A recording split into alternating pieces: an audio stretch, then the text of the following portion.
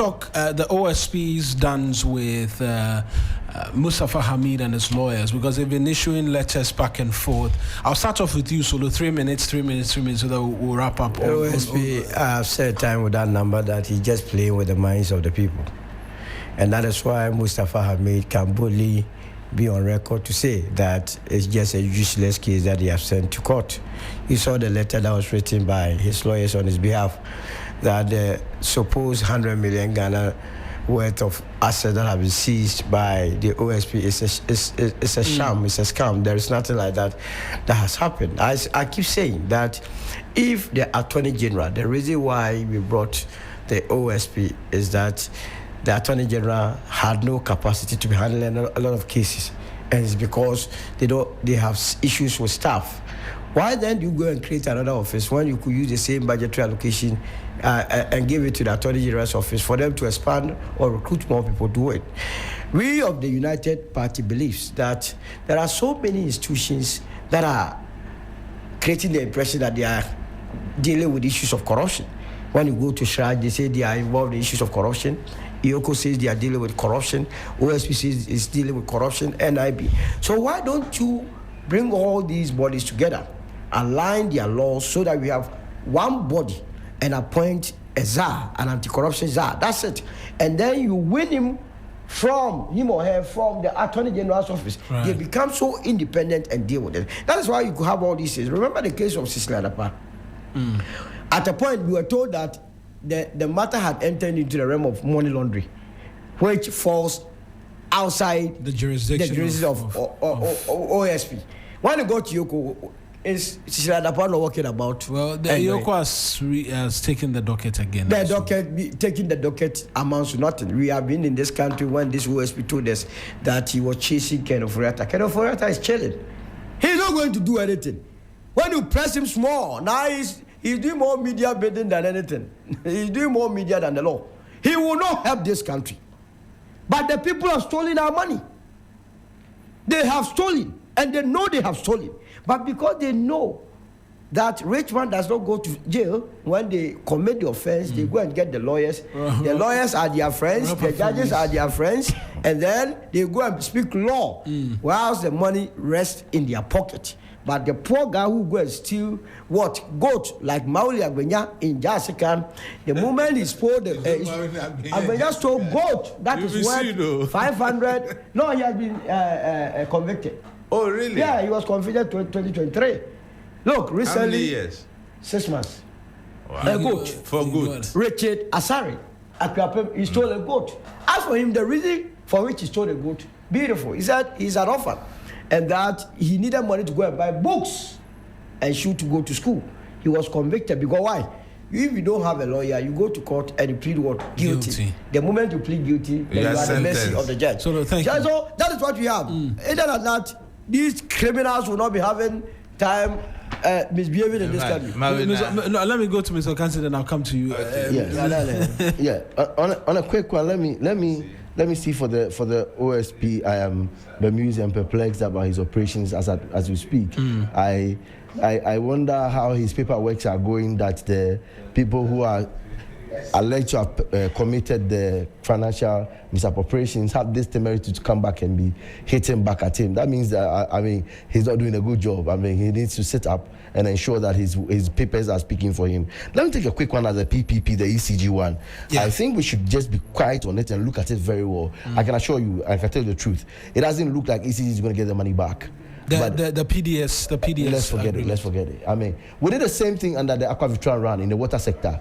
You remember? And then actually we got these people to come and manage our water sector. We ceded it to them, and then they managed the water sector.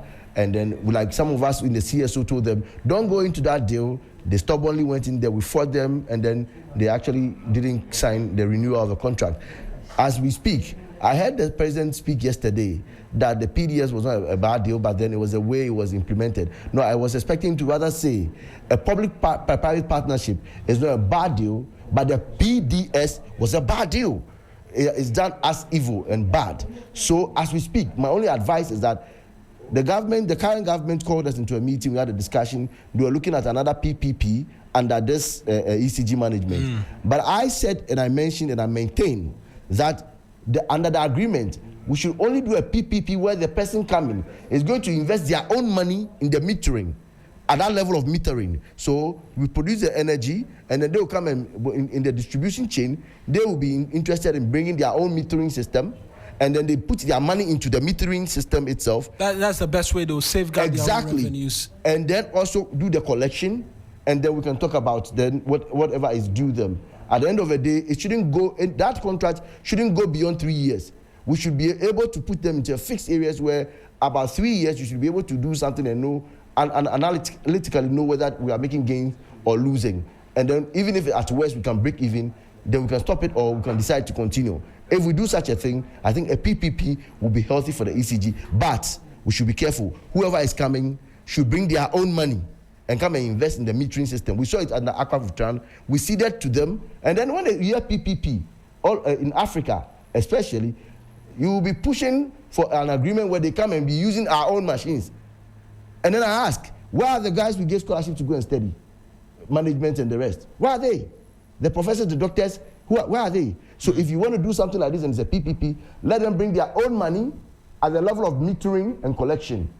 Let us not hear anything again that will seed a whole company into the hands of private people. That's insulting. Thank you. Wait. Okay. What investment did they make in there? Yeah.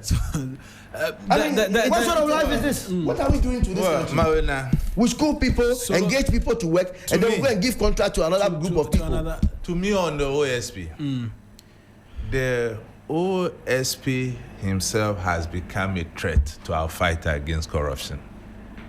This simple as ABC. Because if you look at the events around him, and I even picked some intel that he doesn't operate from his office. He have an office annex. He's got a gentleman somewhere there who's doing deals for him. I think these are serious matters the state should be interested in.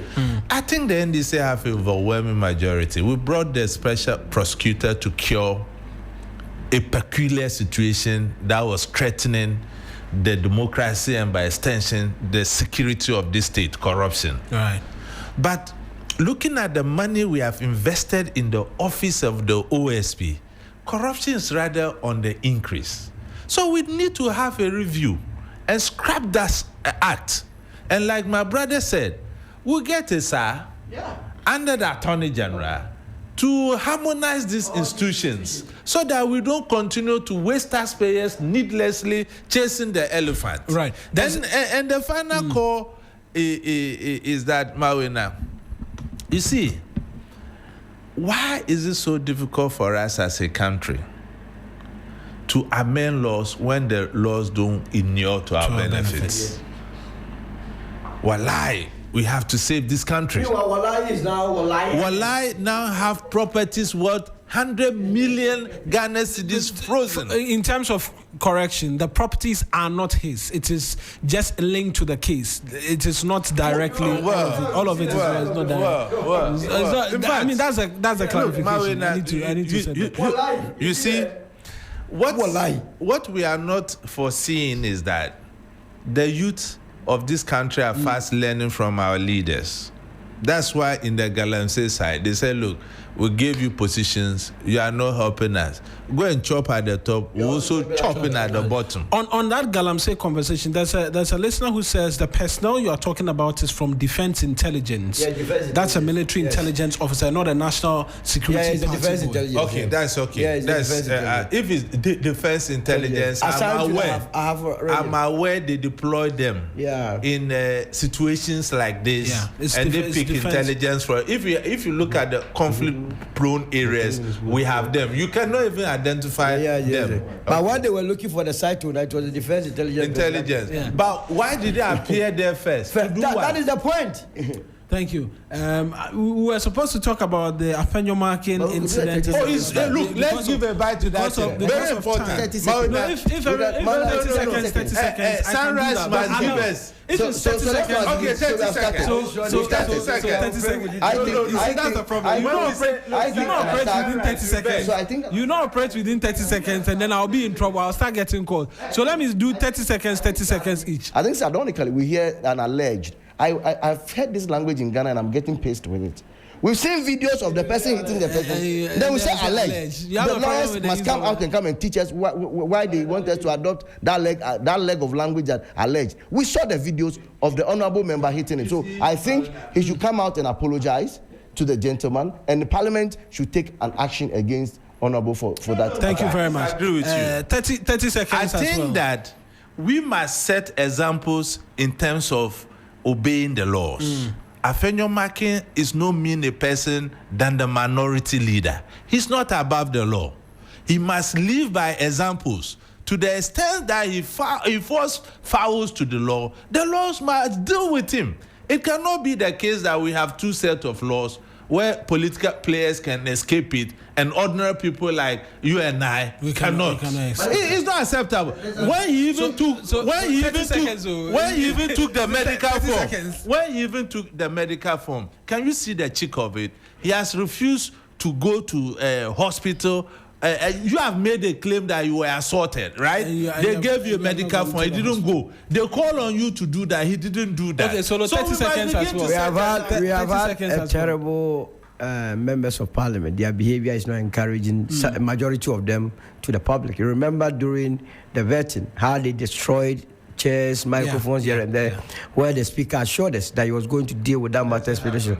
Nothing has happened. So it has emboldened them. They think that they are above the laws. That's why Afenyo, in spite of clear evidence that he actually attacked the police officer, rather said he was attacked and went boldly to take a medical form, bring back the medical form. The man said, no, I'm not bringing it. So the law must take its course. If it can catch an ordinary person, everyone is ordinary before the law. Thank you, gentlemen. I appreciate you all. That's Solomon Owusu.